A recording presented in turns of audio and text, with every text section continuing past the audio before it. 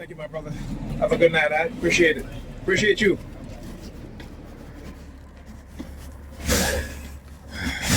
All right, welcome back to a brand new video of the Target Individual Program, Target Experience. Look at the purple.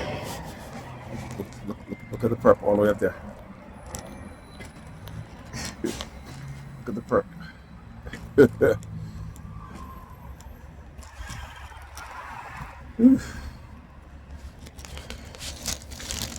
I've been trying not to keep my bag on my back. Whatever, because, you know, whenever they start targeting me, delaying the buses, you know, my spine compresses. And then they will always say, they'll be like, oh, look, he's fine. Look, he's not, where, you know. Listen, my back is always in pain, all right?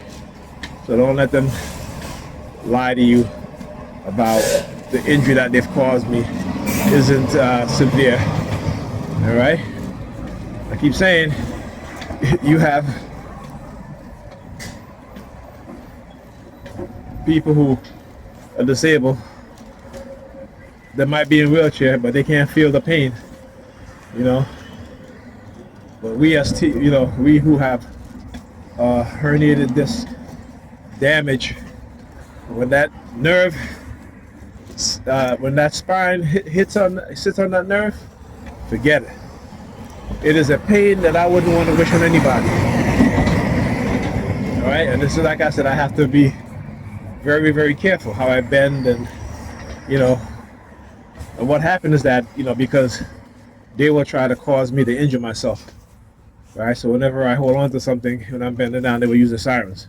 Right, and again, they used to do it so much that, you know, at times at times I didn't want to hold on because of the sirens, but I'm like, fuck it, no, hell no, hell no. Three of the worst pains you could ever experience.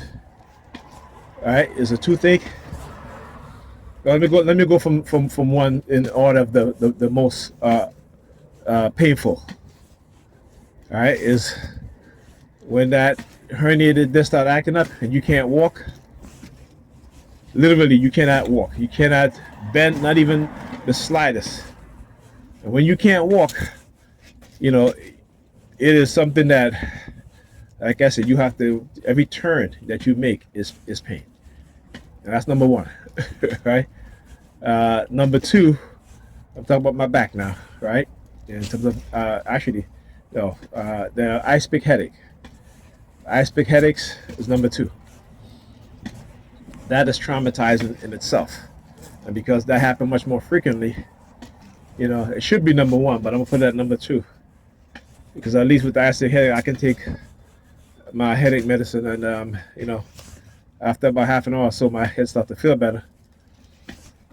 But when it's happening, it's like literally you get stuck in the head with ice picks. All right, so that's number two. Number three is microtearing. All right, when you have a herniated disc, and if you're not careful, you might bend over even slightly a certain way. You will feel that disc slip, and you will get microtearing. And if there's anything that can straighten you up, there's nothing that can straighten you up faster than when you have microtearing, because just that micro tearing of the muscle, and it's so painful that when you walk, that you can't even step down, because when you do, it's like you get that tingling pain. All right, so that I never want to experience again. So that is why I'm so careful in terms of what I do. When they start using these sirens, you know, I just curse them out, because they no matter amount of sirens that they're going to do is going to stop me from yelling out in pain or moaning in pain, because it hurts. It's pain, right? But because again, they don't want to deal with they don't want to be held accountable and deal with the repercussions for what it is that they've done. So they try to intimidate me, right? They try to threaten me, because they know what they've done. They know they engage in criminal activities every single day. They continue to do it. And particularly with remote neural monitoring, that's like being SA every single day, right? So imagine how, you know, victims of SA, how traumatic it is. But imagine what we go through every single day as TIs. Okay, that's even more traumatic. You know, stuff that they don't want you to understand and even think about. And so you got to educate the public in terms of what it is that's been done to you. Don't let up.